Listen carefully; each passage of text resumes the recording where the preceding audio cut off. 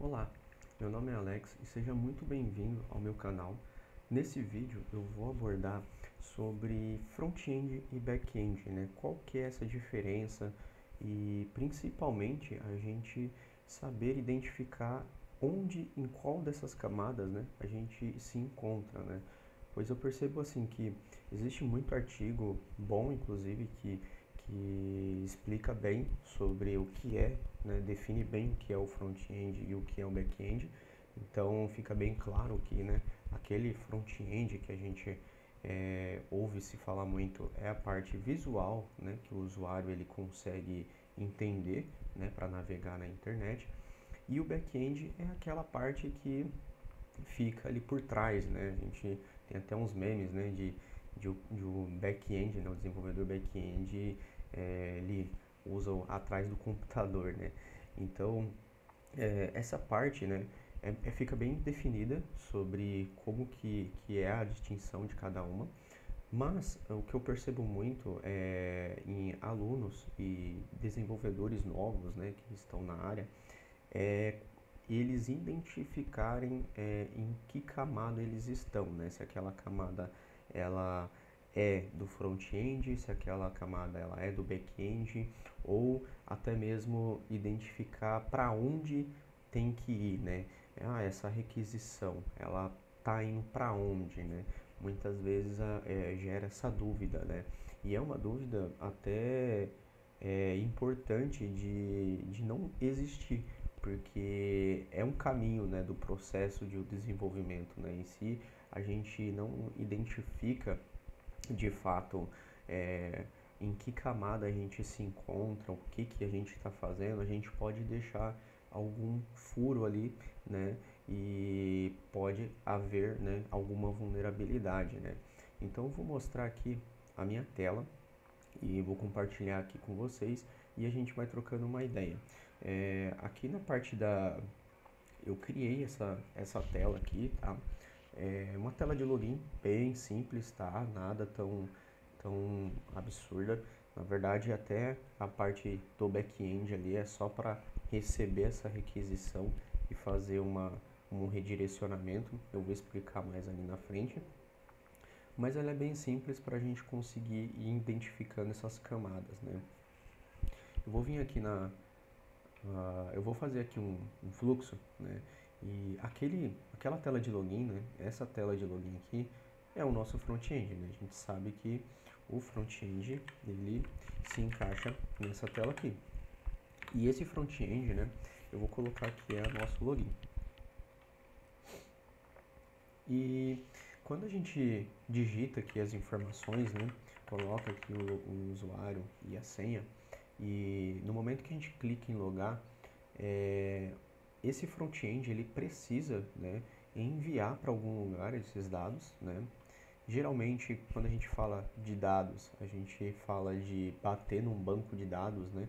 Toda empresa geralmente tem ali um banco de dados para gerenciar essas informações e, e esse e esse alguém ele bate nesse banco de dados para fazer a validação. Olha, esse usuário tem, né, no banco de dados, né? E se tiver, ele vai retornar alguma informação dizendo que ele pode sim fazer esse login, né? Então a gente sabe que essa camada, né, que bate ali no banco de dados é o back-end, né? Então quando a gente fala de fazer esse envio aqui, ó, é uma requisição, né? A gente está enviando uma requisição para o back-end e nessa requisição a gente está enviando o usuário e a senha, né? E encaminhando diretamente para uma determinada URL que vai fazer aquela validação de fato. Se eu inspecionar aqui o elemento, vamos lá, vou abrir aqui a parte do formulário. Olha só, aqui no formulário a gente consegue identificar algumas configurações que ele tem e que vai servir na hora da gente fazer essa requisição.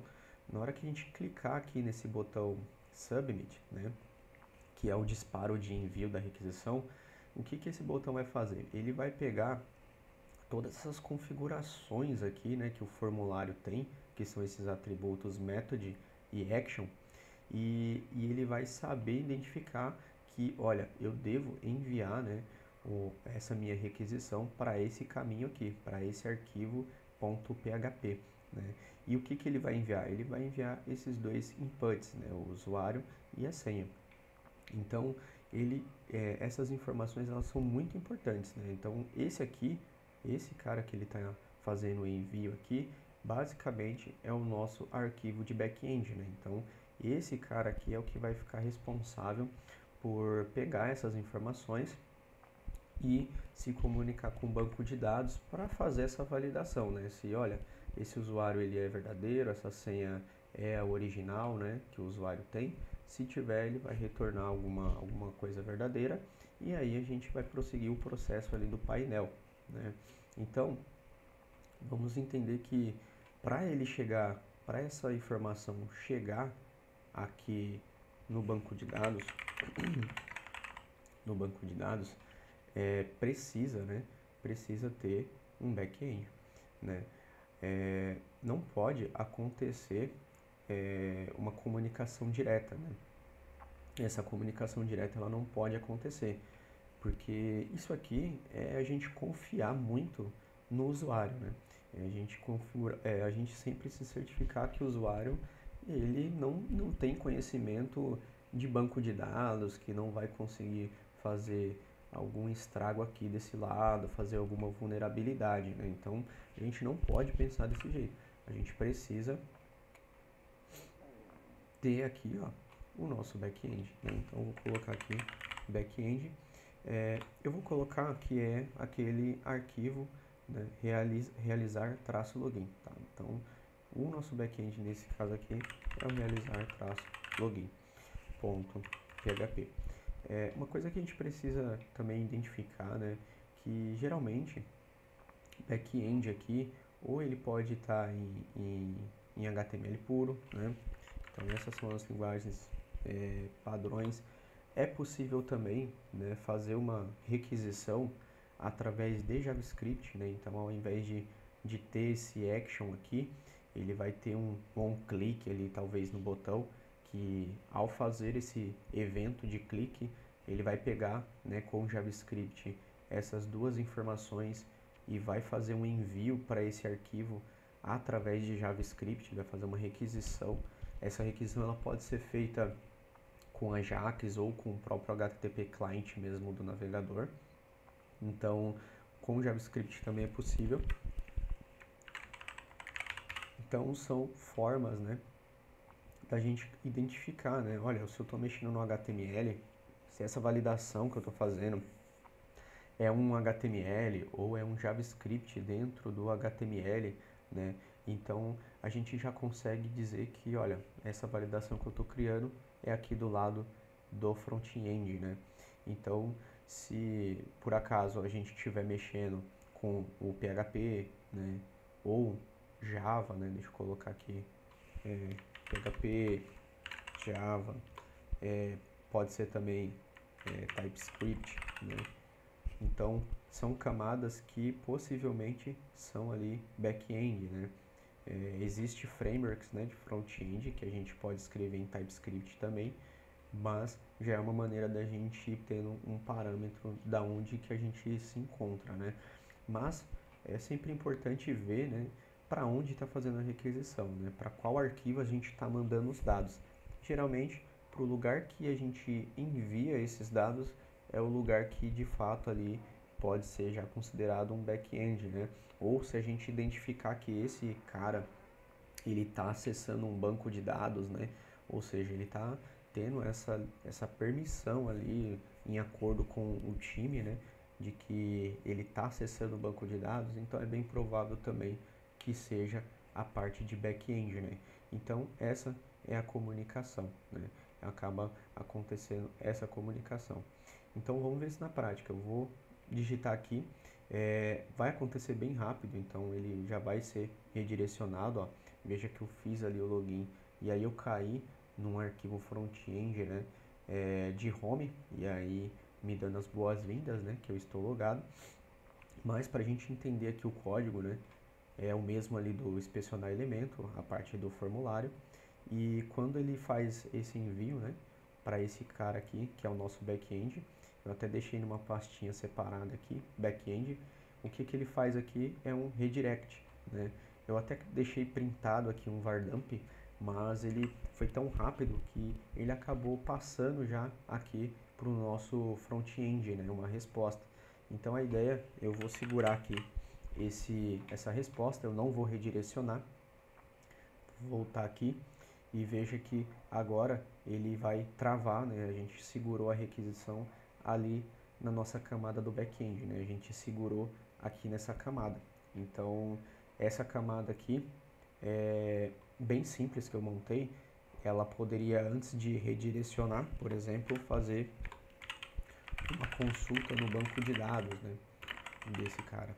Ele poderia pegar aqui esses dados que está vindo no post, né, que é o username e o password, e fazer as validações, buscar no banco de dados, né, e se tiver tudo certo, ele renderizaria ali no final para home, né. E nesse caso eu segurei a requisição para a gente ver que, de fato, né, o que aconteceu ali é que a nossa action, nosso formulário, quando a gente submeteu o clique, ele enviou para aquela action, né, que é esse realizar login. E esse realizar login, como eu falei, poderia fazer várias coisas ali e no final redirecionar, né? Então ele redireciona aqui no final para a home.php, ou seja, é sempre uma troca de conversa, né? Existe aqui a requisição, a primeira requisição, e quando o back-end trata isso e valida se está tudo ok, ele retorna uma resposta e encaminha para o cliente ou encaminha até mesmo o cliente para algum outro lugar, que foi o caso aqui que a gente fez, né? A gente mandou, olha, eu tenho esse usuário e tenho essa senha, e aí o back-end falou assim, opa, você está validado, você está logado e eu estou encaminhando você para a home autorizada, né? Então, esse foi o caminho que a gente fez. E por que a gente precisa, né, identificar, de saber, né, olha, eu estou no front-end, eu estou no back-end, eu preciso tratar isso em qual lado, né? É sempre importante a gente tratar tanto os dados aqui quanto os dados aqui desse lado também, né? Por quê? Porque pode acontecer de interceptar essa requisição aqui, ou seja, a gente segurar essa requisição antes que chegue aqui no back-end, né? E a gente pode trocar os dados, né? Então, veja que aqui eu coloquei, né, esse valor como usuário, e quando eu clicar em logar, eu poderia com algum software segurar essa requisição, que seria basicamente impedir que ela chegue, né, aqui nesse arquivo do back-end, interceptar, e eu poderia, né, em seguida trocar o username, né, trocar o username para algum outro valor, né. E aí se eu faço isso, se eu chego nessa parte de trocar o valor, eu posso dizer que, olha, eu primeiro passei, né, daqui até aqui um usuário válido, que o front-end ele espera que seja passado, mas quando eu fiz a requisição, eu saí do front-end, comecei a ir para o back-end, né, e aí eu segurei a requisição antes que chegasse aqui e troquei essa validação. Aí eu poderia ter colocado uma validação que o front-end ele estava tratando, né? Ele estava tratando essa informação e aí eu coloquei essa validação que quebra, né? Então vamos supor que o username ele tem um limite ali de caracteres de 50 caracteres, né? E aí eu fui, coloquei esse valor que está abaixo dessa regra, beleza? Vou fazer o submit, ele vai acontecer o submit, só que aí eu segurei essa requisição e aí eu troquei esse valor de 50 caracteres, né? Eu coloquei 10 caracteres, eu fui lá e coloquei, sei lá, 1000 caracteres, né? Ou seja, quando chegar aqui no back-end esses 1000 caracteres e esse back-end não tiver tratando também, pode acontecer uma quebra ali e gerar um erro, né? E geralmente gerando um erro, né? Se a aplicação não estiver bem tratada, ela pode retornar um erro malicioso, ela pode retornar alguma informação que possa dar informações ali já para o cliente, né? O cara que está ali talvez tentando burlar o site ou tentando entender como que está funcionando o código do site. Então isso acontece bastante. Então a interceptação, sim, ela acontece e é por isso que precisa tratar dos dois lados, né? Nunca um back-end, um desenvolvedor back-end pode falar assim, ah, trata aí no seu lado, se você tratar, beleza, eu estou tranquilo aqui, né? Não pode. É sempre importante os dois lados tratar essa informação, né? Então, como exemplo aqui, ó, eu vou até mesmo rodar aqui um programa chamado Burp Suite, né? Eu vou abrir aqui o browser dele, deixa eu só copiar aqui primeiro o meu projeto. Eu vou abrir aqui o browser, Open Browser. Vou rodar dentro do browser do Burp, né, esse projeto. E o que que eu vou fazer aqui? Eu vou ligar para interceptar essa requisição, tá? Então, quando eu digitar aqui Alex e colocar uma senha, na hora que eu clicar aqui em logar, observem que ele vai interceptar essa requisição que estava indo para o back-end, né? Então, eu vou clicar aqui em logar, veja que a requisição ela está carregando, ó, ela não chegou no back-end, né? Então eu interceptei essa requisição, ela segurou para mim essa requisição e veja que ela capturou aqui para mim. Então esse aqui são os dados da requisição. Veja que a gente está fazendo um método post, né, para esse arquivo aqui, ó, back-end realizar login, né? E aí os dados que a gente está enviando é esses dados aqui. Então veja que eu consegui interceptar essa requisição e agora eu posso alterar ela, né? Eu posso, ao invés de ser Alex, né, que eu tinha colocado ali para o front-end, eu posso estar colocando alguma outra coisa. Vou colocar aqui burp, underline, switch, só para testar, né? E aí eu vou dar um forward, que é soltar a requisição, né? Então eu soltei a requisição. Vamos ver aqui no burp, olha lá. Veja que o meu print lá no back-end, né? Ele agora chegou com o username burp switch, né? Ou seja, a gente fez exatamente o que esse desenho aqui está dizendo. A gente escreveu aqui desse lado no login o Alex e quando a gente clicou em logar, a gente interceptou a requisição. Aí eu troquei, né? Eu troquei o username para burp switch e aí depois eu soltei essa requisição para ela continuar o fluxo para cá para o back-end, né? E aí ela chegou aqui no back-end como burp switch, né? E não mais como Alex. Então esse cara aqui, né? A gente comprova que, olha, a gente passou do front-end ali, né? O que ele queria, o que ele esperava, mas a gente segurou essa informação e alterou para chegar no back-end diferente, né? E aí aqui a gente pode quebrar um pouco as regras se só tiver validado ali do lado do front-end, né? Então esse é o perigo que pode acontecer aí da gente validar apenas de um lado, né? Então é muito importante sempre a gente entender que as requisições, né, elas são o tempo todo, né? Então quando a gente faz uma pesquisa de produto, por exemplo, vamos supor que a gente acessa um site home de um e-commerce, né, que aí vem aqueles banners, né, de promoções, vem aquela lista de produtos, né?